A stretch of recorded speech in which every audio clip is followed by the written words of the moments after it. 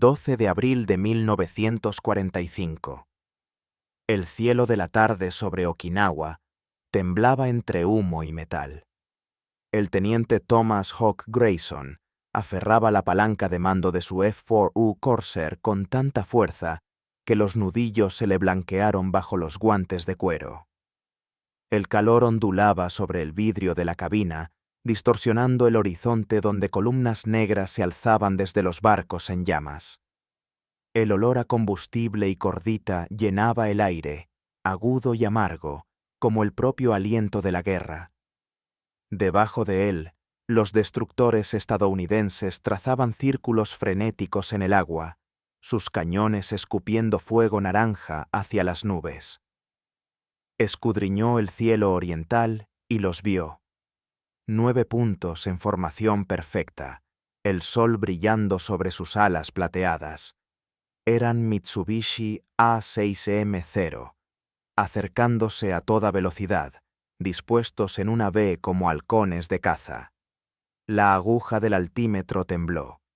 Se encontraba a unos 600 metros.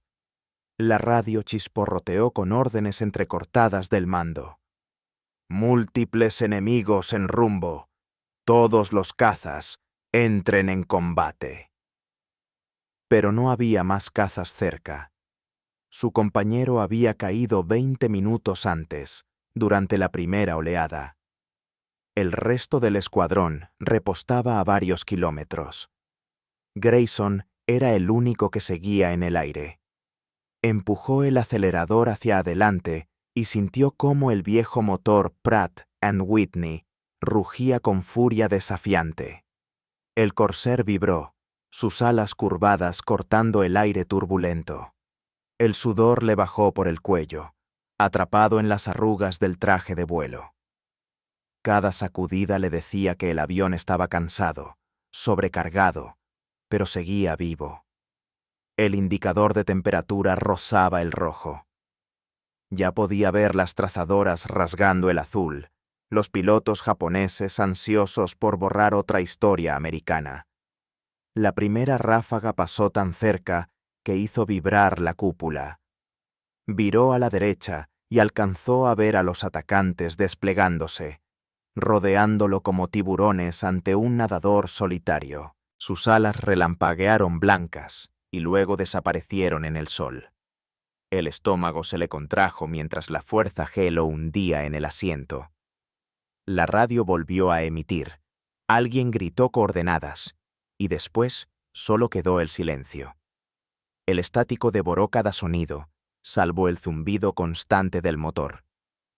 Pensó en la cubierta del portaaviones, allá lejos, en el olor a sal y aceite hidráulico, en las risas apagadas de los mecánicos que llamaban al Corsair una pieza de museo. Decían que su tiempo había pasado, demasiado pesado, demasiado lento, demasiado inestable en el combate cerrado. Y aún así, allí estaba, pilotando aquella máquina obsoleta directo hacia un enjambre de cazas cero que lo superaban 9-1. Grayson niveló las alas y observó cómo la formación enemiga descendía. El sol ardía sobre él, blanco e implacable, convirtiendo el mar en un espejo de fuego líquido. Sentía el fuselaje del Corsair temblar mientras ajustaba el ángulo, buscando la mínima ventaja que pudiera ofrecerle un segundo de respiro. Su respiración se hizo lenta, su pulso marcaba el ritmo de la hélice. No se hacía ilusiones sobre lo que le esperaba. Cada cálculo decía que su destino estaba sellado. Entonces, el primer Tero entró en rango, su motor aullando mientras lanzaba fuego. Las balas perforaron su ala izquierda, desgarrando la pintura azul en tiras. El humo se deslizó junto a la cabina. Giró con fuerza, casi perdiendo sustentación, y salió de la maniobra tan bajo que el rocío del océano golpeó el cristal. El rugido del motor se mezcló con el chillido de los enemigos que se precipitaban desde arriba. Las ametralladoras del Corsair estaban armadas, los seguros quitados, los cañones brillando débilmente bajo el sol. Su pulgar derecho descansaba sobre el gatillo, temblando no de miedo sino de pura concentración. La silueta del líder enemigo apareció justo enfrente, nítida, negra, implacable. Detrás de él, otros 8 cazas lo seguían, listos para rematar lo que el primero comenzara. Grayson exhaló, sintiendo el sabor metálico del oxígeno. Percibía cada vibración del avión, cada gemido del metal forzado al límite. Todo el cielo se redujo a un túnel de ruido, velocidad y destellos. Ya no veía 9 aviones, solo un objetivo, un movimiento, una decisión esperando ser tomada. El reloj del panel marcaba la 1:42. Murmuró una palabra inaudible, ahogada por el rugido del motor. El Corsair ascendió hacia el sol, mientras las trazadoras cruzaban debajo de él como líneas de fuego sobre el agua. En 8 minutos, 9 cazas enemigos desaparecerían del cielo del Pacífico, y nadie volvería a llamar obsoleto a aquel avión.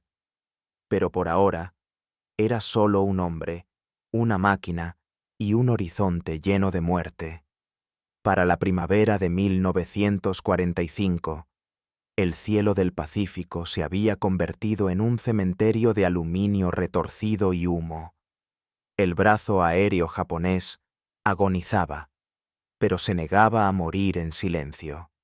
Los kamikazes dominaban ahora el horizonte, descendiendo desde las nubes en picadas suicidas que ignoraban cada bala disparada contra ellos.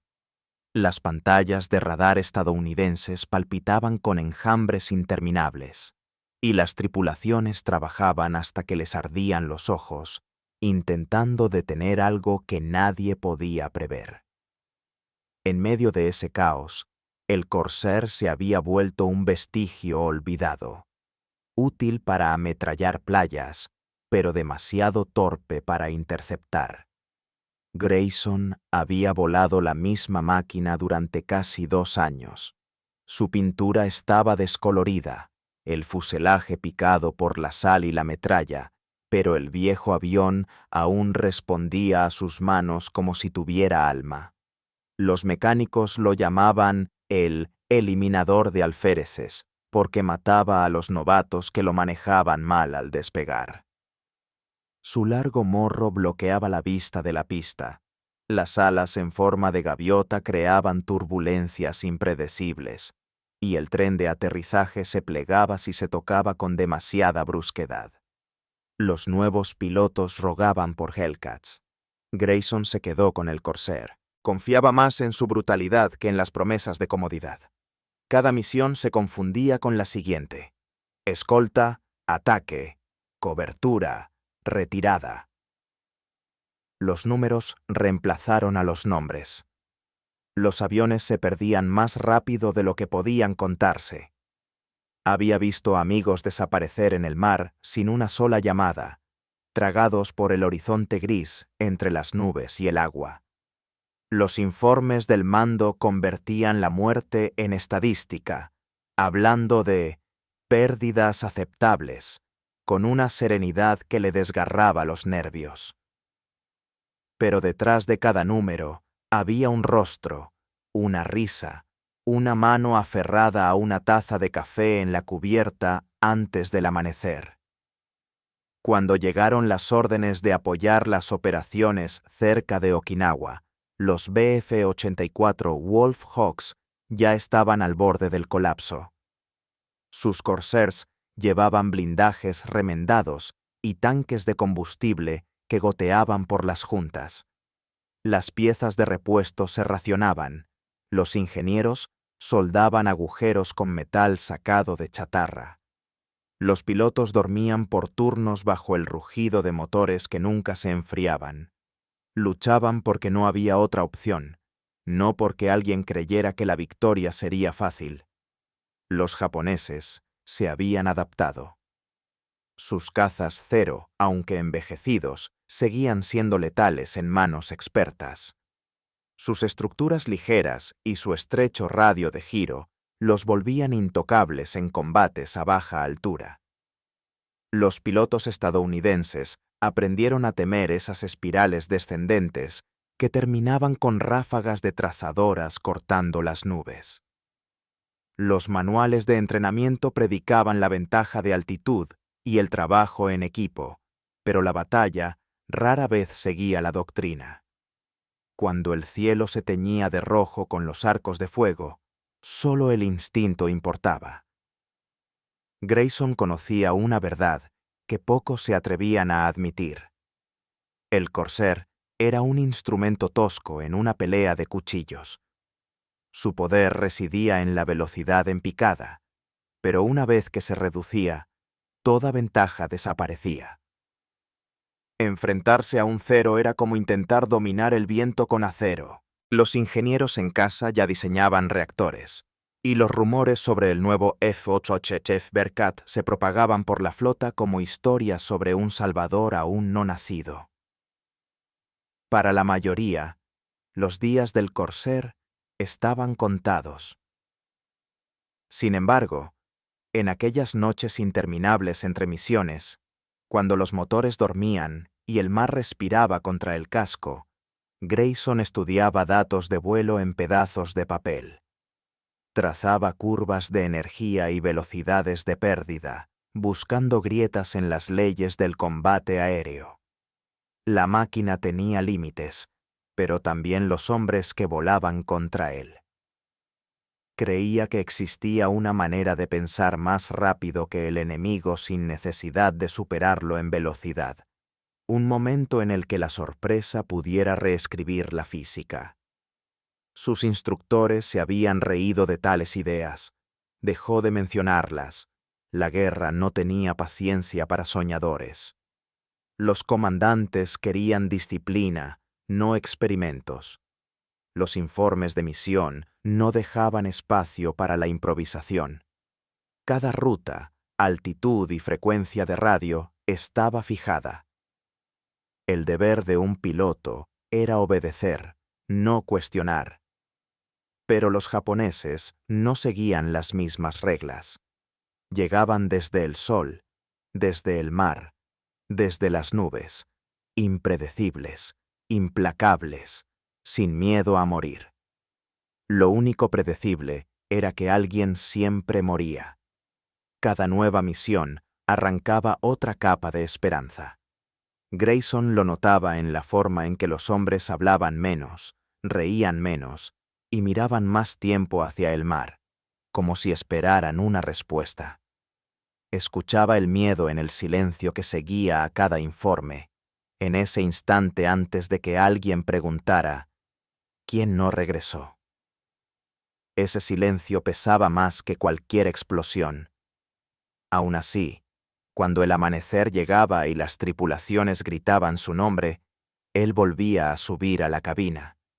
El Corsair gemía, el motor tosía, y la vibración familiar se hundía en sus huesos.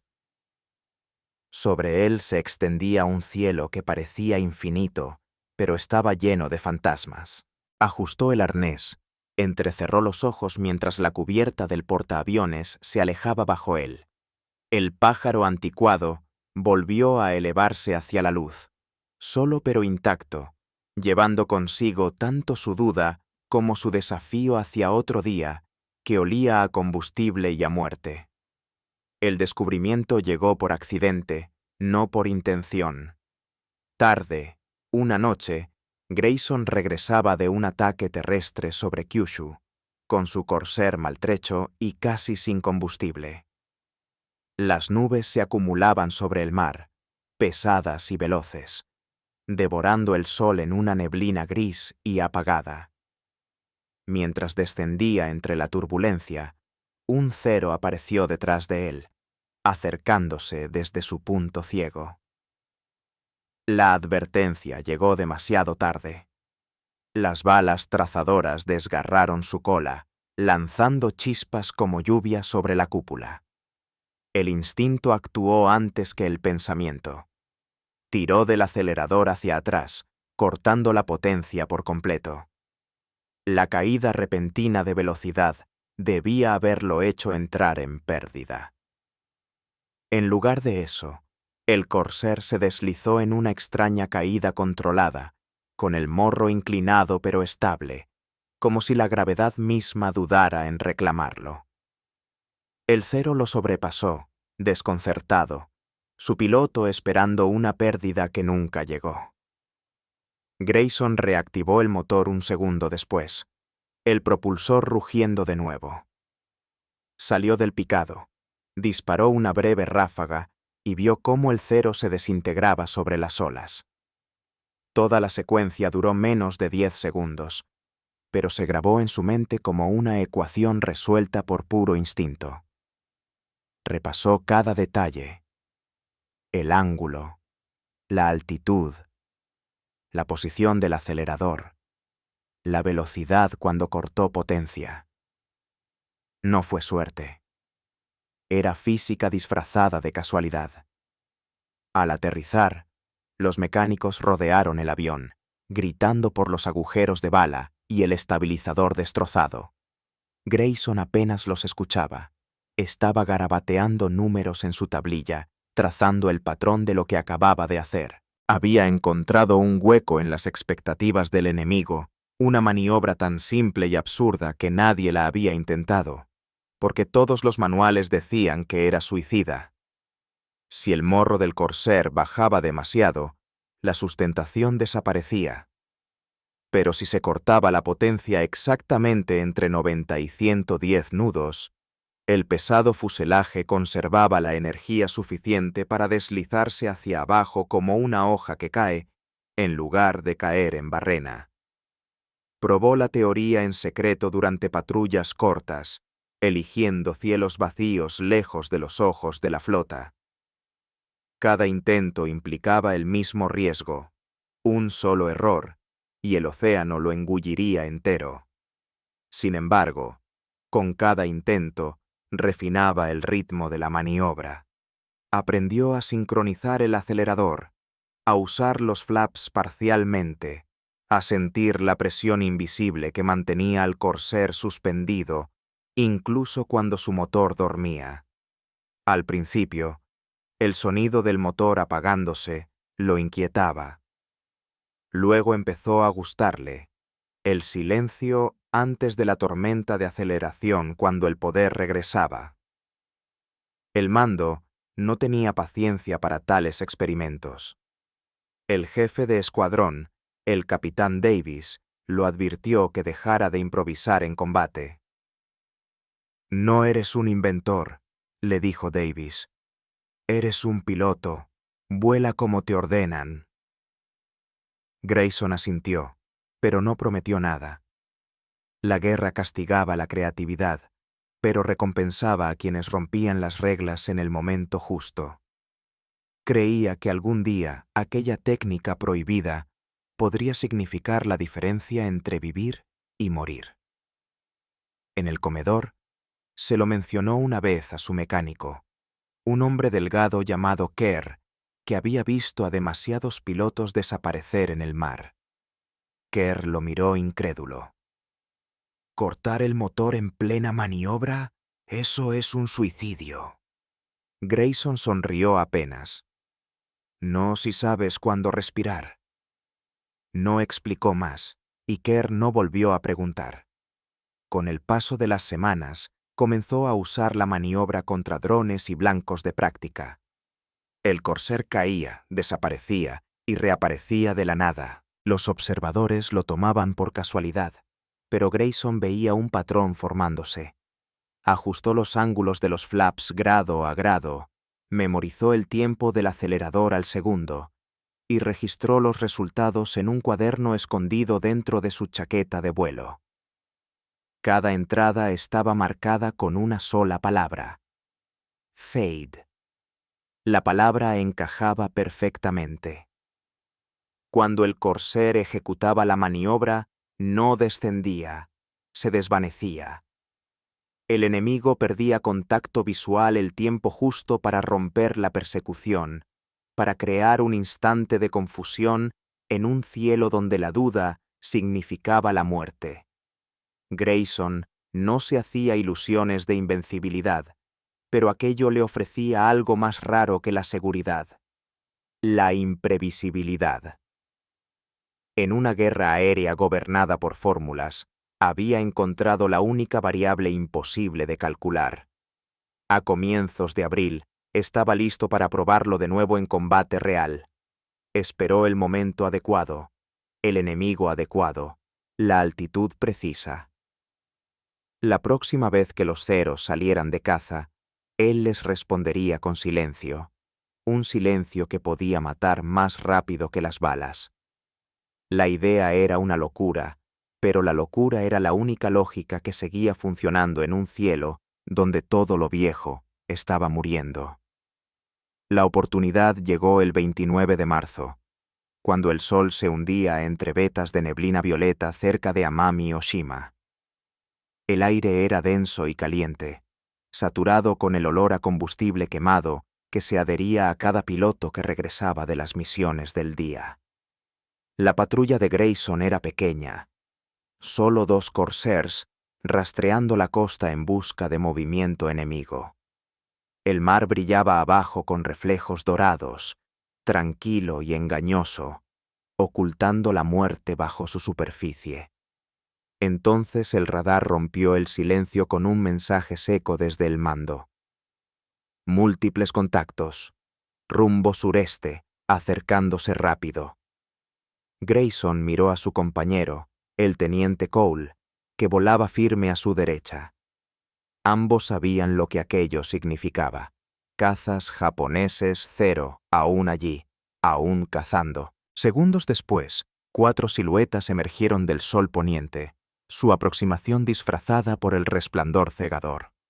La primera ráfaga de trazadoras cortó el aire como un enjambre de abejas furiosas.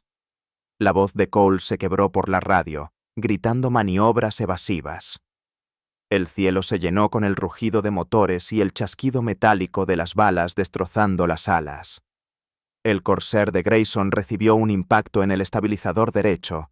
El avión tembló con violencia. Tiró del mando a la izquierda, sintiendo las fuerzas G aplastar su pecho. Cole intentó ascender, pero uno de los ceros lo siguió en la subida y disparó en ráfagas cortas y precisas. La explosión iluminó el horizonte por un instante, naranja y blanca, como si el atardecer se devorara a sí mismo. Cole había desaparecido. Los ceros restantes giraron hacia Grayson, confiados, tranquilos, su formación cerrándose como los dientes de una trampa. Casi podía ver a los pilotos dentro de sus cabinas, serenos, disciplinados, seguros de la victoria. Tiró del Corsair en una subida empinada, el motor gimiendo mientras el indicador de temperatura ascendía. El morro se elevó hasta que el cielo llenó la cúpula, el azul fundiéndose con el negro. Entonces cortó el acelerador. El silencio repentino fue absoluto. La hélice se desaceleró, y el rugido del motor fue reemplazado por el silbido inquietante del aire al pasar. El Corsair se inclinó hacia adelante, cayendo en el vacío. Para cualquiera que lo observara, parecía una pérdida, un error fatal. Los ceros se lanzaron detrás, esperando la muerte del enemigo. Pero cuando lo sobrepasaron, Grayson encendió el motor de nuevo. La hélice rugió con furia, y el Corsair se alzó desde su propia sombra. Atrapó al cero líder a quemarropa, el piloto japonés reaccionando demasiado tarde. Las 6 ametralladoras de medio pulgada del Corsair tronaron, cada proyectil desgarrando metal y carne. El avión enemigo se desintegró en pleno giro, una llamarada que se deshizo en fragmentos sobre el océano. Grayson giró bruscamente a la derecha, descendió, y encontró al segundo cero justo enfrente. El piloto enemigo intentó virar, pero el Corsair, ahora a máxima potencia, cerró la distancia antes de que pudiera reaccionar. Otra ráfaga, Otra bola de fuego. 2 menos. Los 2 últimos ceros rompieron la formación, uno ascendiendo, el otro girando bajo. Grayson persiguió primero al que subía, trepando hasta que sus alas vibraron bajo la tensión. El sol reflejó sobre la cabina, cegándolo por un instante. Disparó a ciegas, el retroceso golpeándole los hombros, y cuando recuperó la vista, el cielo estaba vacío. Luego, una delgada columna de humo ascendió desde abajo. El cuarto piloto vino por debajo, disparando sin descanso. Las balas rompieron el cristal del lado izquierdo, cortándole la mejilla. Viró con violencia, sintiendo la sangre correrle por la mandíbula. El corsair giró invertido, cayendo a través de su propia estela, y captó al último cero en su mira por menos de 2 segundos. Fue suficiente. Una larga ráfaga atravesó el fuselaje enemigo, y las llamas devoraron el avión antes de que tocara el mar. La radio estaba muerta. El horizonte, vacío. El único sonido era el gruñido fatigado del motor y el leve tintineo de las vainas rodando por el suelo. Grayson miró el panel. Poco combustible, temperatura crítica, luces de advertencia parpadeando. Su respiración se calmó. La adrenalina se desvanecía, dejando un vacío sereno.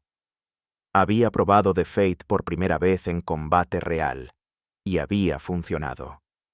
Cuando aterrizó al anochecer, la tripulación de cubierta corrió hacia él, los ojos abiertos ante el corsair cubierto de agujeros de bala. Grayson descendió lentamente, cada músculo temblando de agotamiento. No dijo una palabra mientras el capitán exigía su informe. Solo entregó el registro de vuelo, con una sola línea escrita en el margen. Prueba confirmada. The Fate exitosa. Esa noche, mientras el portaaviones se mecía suavemente bajo las estrellas, se sentó solo en la cubierta, observando el océano oscuro extenderse sin fin hacia la negrura. 4 derribos en una sola salida. Quizás suerte, pero en lo más profundo sabía que no lo era. Era el comienzo de algo que el enemigo no entendería hasta que ya fuera demasiado tarde. La noticia del combate imposible se difundió antes de que las manchas de aceite en el corsair de Grayson se hubieran enfriado. La sala de comidas del portaaviones se convirtió en un torbellino de rumores. Los pilotos susurraban cómo un solo hombre, en un F-4U maltrecho, había destrozado 4 ceros en una sola pasada. Algunos afirmaban que había subido directo hacia el sol. Otros juraban que había caído desde las nubes como un espectro. Ninguno conocía la verdad, y Grayson no la ofreció. Comía en silencio mientras los demás debatían cómo podía la física doblarse para un piloto y no para otro. Al amanecer, la historia ya había llegado a los oficiales de vuelo a bordo del Essex. Exigieron un informe escrito, pero el que Grayson entregó era desesperadamente preciso y al mismo tiempo completamente evasivo. Describía altitudes, velocidades y rumbos, pero no mencionaba el corte de potencia en plena maniobra ni registraba el misterioso descenso que había confundido a sus perseguidores. Oficialmente, la victoria fue atribuida a maniobras superiores bajo presión. Extraoficialmente, nadie podía explicar cómo el pesado corsair había superado a máquinas que pesaban la mitad. Aún así, los pilotos comenzaron a observarlo de otro modo tras aquella misión. Notaban la forma en que volaba, el ritmo extraño de sus giros, los instantes en que su motor enmudecía antes de rugir con furia renovada. Algunos intentaron imitar la maniobra, tratando de adivinar su secreto. Lograban sostenerla apenas un segundo antes de perder el control, con los aviones tambaleándose al borde de la pérdida. Un novato del escuadrón del Essex casi se estrelló en el mar intentándolo. La noticia llegó otra vez al capitán Davis, y su paciencia se quebró. Lo convocó a sus aposentos esa misma tarde, en un ambiente saturado por el olor del café frío. La voz del capitán era afilada, cada palabra cargada de una ira contenida. «Estás convirtiendo a mis hombres en apostadores», dijo. «Esto no es una exhibición aérea, es una guerra. Seguimos los procedimientos para vivir lo suficiente y pelear la próxima batalla». Grayson se mantuvo en posición de firme, la mirada fija en la pared del fondo. Cuando Davis exigió saber qué truco había usado, Grayson solo respondió: «Señor, volé como el avión quiso volar». No era una mentira, pero tampoco era la verdad. Esa noche, bajo las luces rojas de la cubierta, caminó solo por la línea de vuelo. El aire olía a queroseno, sal y óxido. Los mecánicos se movían como fantasmas entre los aviones, apretando pernos, llenando tanques, remendando agujeros de bala. Pasó la mano por el fuselaje marcado de su corser, sintiendo cada abolladura y cada costura. Cada marca contaba una historia de muerte esquivada, un recordatorio metálico de que la supervivencia siempre era provisional. Pero algo había cambiado. Los mecánicos más veteranos empezaban a ajustar los aceleradores por iniciativa propia, aflojando los reguladores que limitaban la respuesta. Un ingeniero, intrigado tras leer los registros de Grayson, modificó en secreto el control de los flaps para permitir microajustes en pleno descenso. «Si los manuales no cambian», murmuró, «tal vez los aviones lo hagan». La idea de que la improvisación de un solo hombre pudiera extenderse por toda la flota inquietaba al mando, pero los hombres en cubierta creían. Pronto, otros escuadrones comenzaron sus propios experimentos. Los pilotos empezaron a referirse a la maniobra simplemente como «The Fate», un nombre susurrado que sonaba más a mito que a táctica. Algunos la practicaban en vuelos de entrenamiento, cortando la potencia en descensos suaves para sentir cómo el aire sostenía sus alas. Los pocos que lograban dominarla hablaban de una sensación de ingravidez seguida de un renacimiento violento, como si el avión contuviera la respiración. Otros se estrellaban, demostrando lo delgada que era la línea entre el genio y la muerte. Para la primera semana de abril, el escuadrón Bf-84 se había transformado en algo irreconocible. Sus pilotos hablaban menos de sobrevivir y más de adaptarse. Compartían notas, dibujaban diagramas en trozos de papel de raciones y calculaban ángulos bajo el brillo tenue de las lámparas de señales. El Corsair, antes considerado obsoleto, estaba renaciendo, convertido en un arma forjada por la rebelión colectiva. Grayson observaba el cambio con un orgullo cauteloso. No había querido iniciar una revolución, pero la guerra estaba desangrando cada regla que alguna vez había tenido sentido. Los viejos manuales ya no podían salvar a nadie. Solo quienes se atrevían a desafiarlo todo podían hallar una forma de cambiar su destino, incluso si eso significaba volar directo a través de lo imposible. 12 de abril de 1945. El mar alrededor de Okinawa hervía de guerra. Las llamas titilaban en el horizonte donde los barcos disparaban contra las nubes bajas, sus cañones golpeando a enemigos invisibles que se precipitaban desde el este. Los kamikazes volvían otra vez. Cada oleada era más dura que la anterior, impulsada por la desesperación y alimentada por la ilusión del honor. El aire apestaba a aceite quemado y sal, el humo tan espeso que convertía el mediodía en crepúsculo. Grayson estaba sentado en su cabina, esperando la señal de despegue. Su corsair vibraba bajo él, el motor rugiendo con el gruñido profundo y paciente de un depredador obligado a contenerse. Los mecánicos le hicieron señas con el pulgar en alto, los rostros manchados de grasa y agotamiento. Empujó el acelerador hacia adelante. El avión rodó por la cubierta mientras el portaaviones se balanceaba con violencia bajo sus ruedas. El catapulta lo liberó, y el corsair saltó al cielo abierto. El viento frío se coló por las ventilas, barriendo el olor del barco. La radio crepitó con pánico. Un destructor del perímetro exterior había sido alcanzado. Otro maniobraba bajo fuego.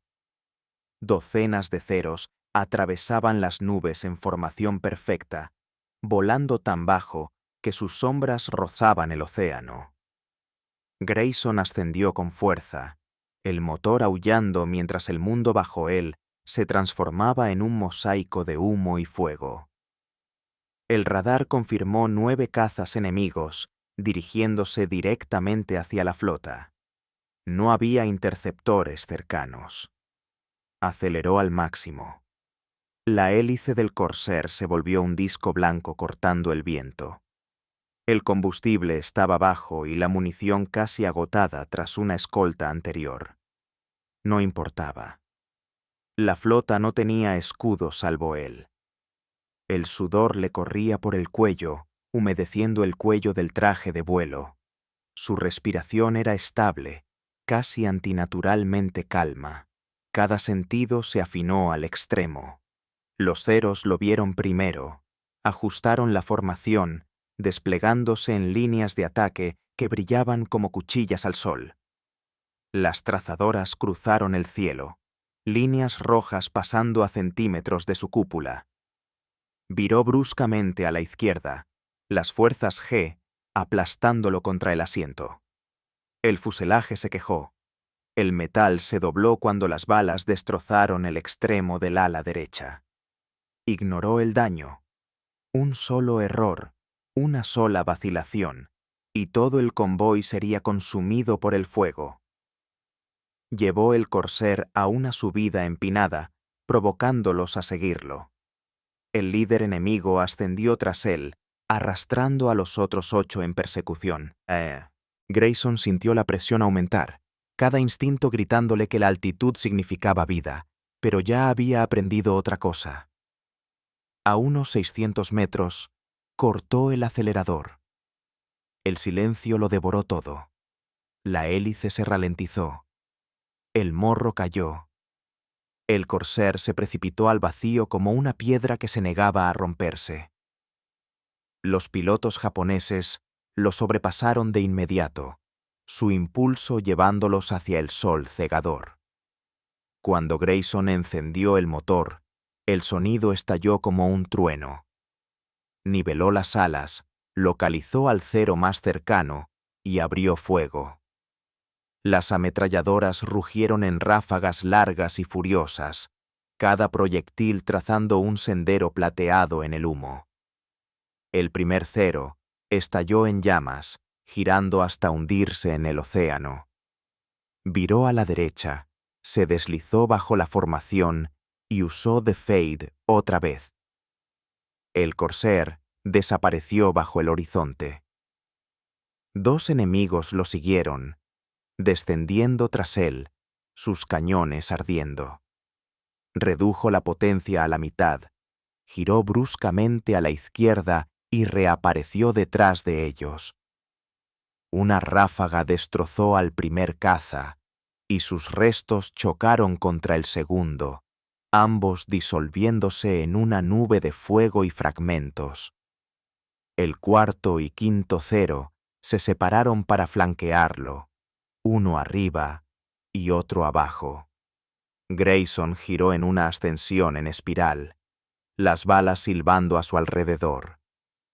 La cúpula vibraba con violencia mientras los fragmentos golpeaban el marco. Disparó a ciegas, guiado por el instinto más que por la vista. Uno de los ceros explotó en pleno giro, dejando un arco de fuego suspendido en el cielo. Los demás llegaron con furia, intentando encerrarlo, pero la velocidad en picada del corsair le dio la ventaja. Descendió de nuevo, usó el sol como escudo y surgió detrás de ellos. Sus ametralladoras escupieron fuego hasta que los cañones echaron humo.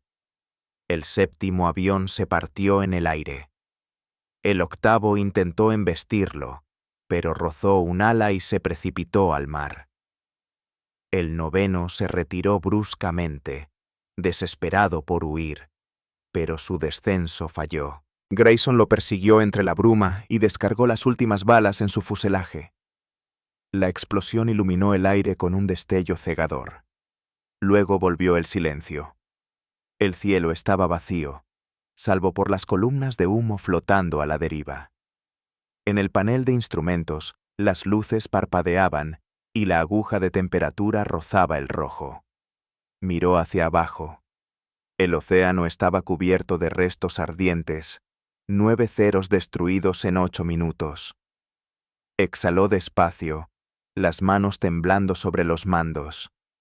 La munición había terminado, el avión estaba lleno de cicatrices y el combustible casi agotado. Pero la flota seguía intacta, la radio vibrando ahora con gritos de júbilo e incredulidad. Mientras el corsair giraba de regreso hacia el portaaviones, con las alas ennegrecidas por el hollín, Grayson no dijo una palabra. El mundo alrededor era caos, pero dentro de la cabina todo estaba en calma. 8 minutos habían reescrito las reglas de la guerra.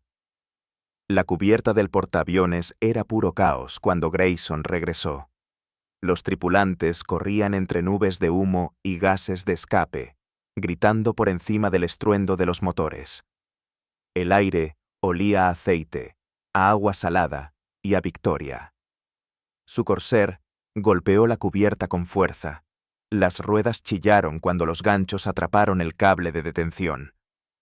Chispas saltaron bajo el fuselaje y luego cayó un silencio quebrado solo por el tic lento del motor enfriándose. Cuando la cúpula se abrió, todas las miradas se volvieron hacia él. El avión parecía haber sido arañado por el propio cielo. Agujeros de bala, pintura quemada y humo escapando de las alas. Descendió con lentitud, las piernas temblándole por el agotamiento. El primer mecánico que se acercó se detuvo en seco, mirando el emblema desgarrado del ala y las manchas negras que descendían desde el capó. «¿Cuántos?», gritó alguien. Grayson no respondió. No hacía falta. La verdad ya recorría los canales de radio de la flota. 9 ceros destruidos, todos confirmados por las tripulaciones que habían visto lo imposible desplegarse sobre ellos. La sala de informe servía como un avispero. Oficiales superiores llenaban el espacio con una mezcla de incredulidad y respeto disfrazado de formalidad militar. Exigían explicaciones, registros de vuelo, filmaciones de las ametralladoras, cualquier cosa que les ayudara a comprender lo ocurrido. Grayson se sentó en silencio, el uniforme empapado de sudor, la voz firme pero vacía. Describió el enfrentamiento tal y como había sucedido, sin exageraciones ni adornos. Cuando insistieron sobre la maniobra, la llamó descenso controlado. El término sonó lo bastante técnico como para acallar más preguntas. El capitán lo anotó, aunque las palabras no significaban nada. Esa noche, el informe fue transmitido al mando de la flota. La versión oficial acreditaba a Grayson por su excelente juicio aéreo y su temple táctico bajo presión. La versión no oficial viajó más rápido, propagándose por todos los barcos en cuestión de horas. Los hombres susurraban acerca de un corsair capaz de desaparecer en pleno combate, reaparecer de la nada y atacar como un fantasma.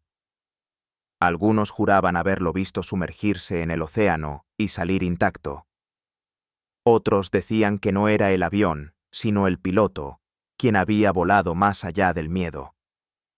A la mañana siguiente, los altos mandos llegaron sin aviso. Oficiales de inteligencia fotografiaron el Corsair desde todos los ángulos, midiendo trayectorias de bala, contando impactos, documentando daños. Tomaron muestras de pintura chamuscada, fragmentos de casquillos y hasta la máscara de oxígeno del piloto. Grayson los observaba en silencio. Cuando uno pidió sus notas de vuelo, dudó un instante antes de entregar una libreta distinta, limpia, casi vacía, con solo datos de navegación básicos. Las notas verdaderas, las que explicaban de Fade, siguieron escondidas en el interior de su chaqueta. Los reconocimientos llegaron rápido. Una cruz de la Marina, una mención por valor y órdenes de permiso temporal que nunca se cumplieron. Pero bajo la ceremonia flotaba una inquietud. El mando no sabía si celebrar o enterrar lo ocurrido. Si la maniobra se propagaba sin control, más pilotos morirían intentando imitarla. Así que la sepultaron en silencio.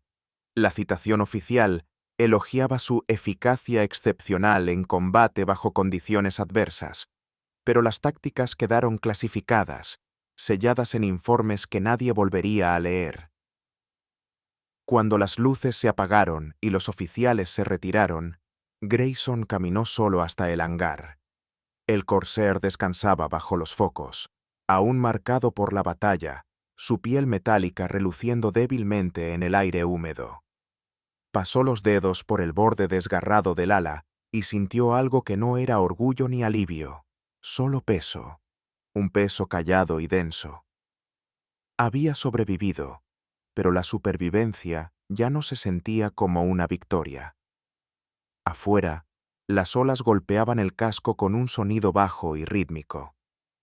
En algún punto del horizonte, los restos de 9 ceros flotaban sobre el agua negra. El mar no ofrecía respuestas, solo reflejos.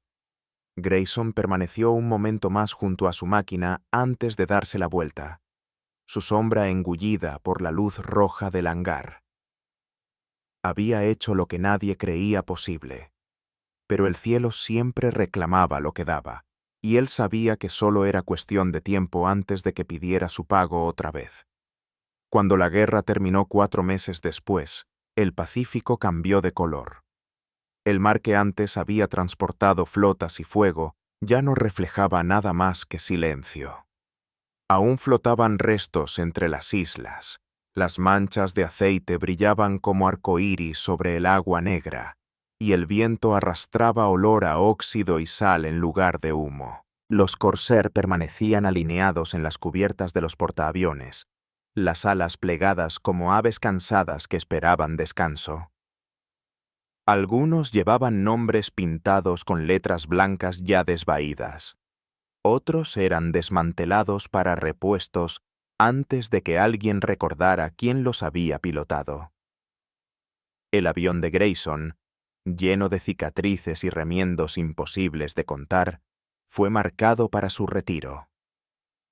En los documentos figuraba como inservible, aunque había sobrevivido a más batallas que la mayoría de los hombres del barco. Firmó el formulario sin leerlo 2 veces.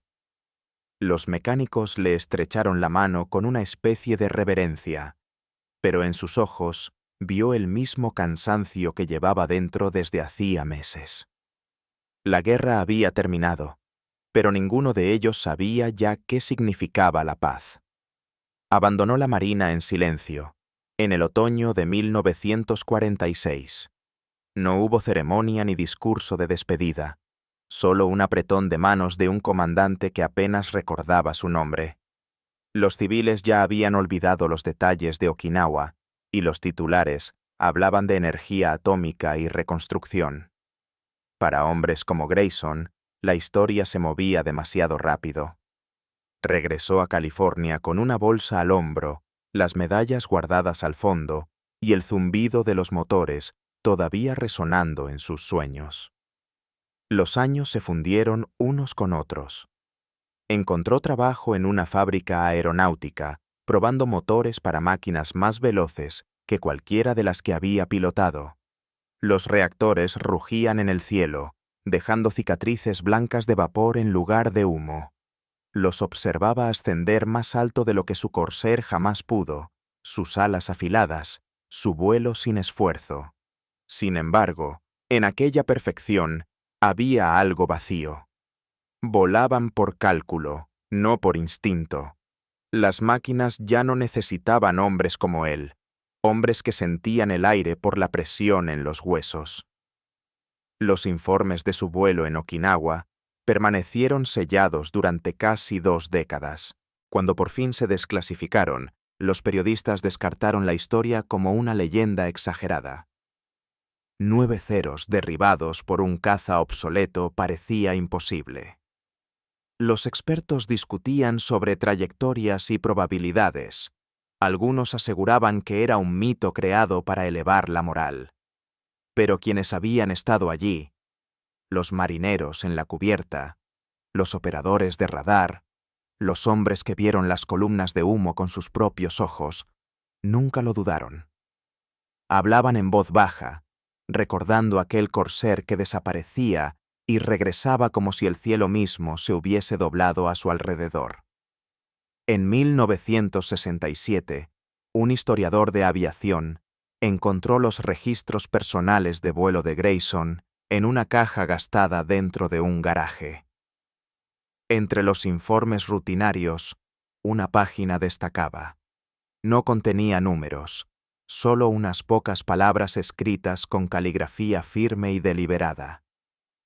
A veces, el cielo perdona errores que no debería. Esa frase se convirtió en el título de un artículo que reavivó la historia para una nueva generación. Hoy, el corsair que llevó su distintivo de llamada, Hawk One, cuelga en un museo, suspendido sobre pisos pulidos y rodeado por el zumbido de motores grabados. Los visitantes pasan bajo él sin saber que aquel metal maltrecho desafió alguna vez todas las leyes del combate. La pintura ha sido restaurada, los agujeros de bala cubiertos, pero el tenue contorno de las quemaduras en su fuselaje aún permanece. Bajo el ala, una pequeña placa lleva su nombre y una sola frase sobre aquel día en Okinawa. No dice nada sobre The Fate, ni sobre el silencio que lo hizo posible. Al caer la tarde, las luces del museo se atenúan y el corsair brilla suavemente bajo el resplandor pálido, como un recuerdo que se niega a desvanecerse. Afuera, la risa de los niños resuena débil desde la calle, y el mundo avanza, ciego a los fantasmas que aún giran sobre el mar. En algún lugar más allá del horizonte, el viento transporta el leve zumbido de un motor radial, constante y paciente, como si esperara la próxima batalla imposible que la historia, algún día, volverá a olvidar.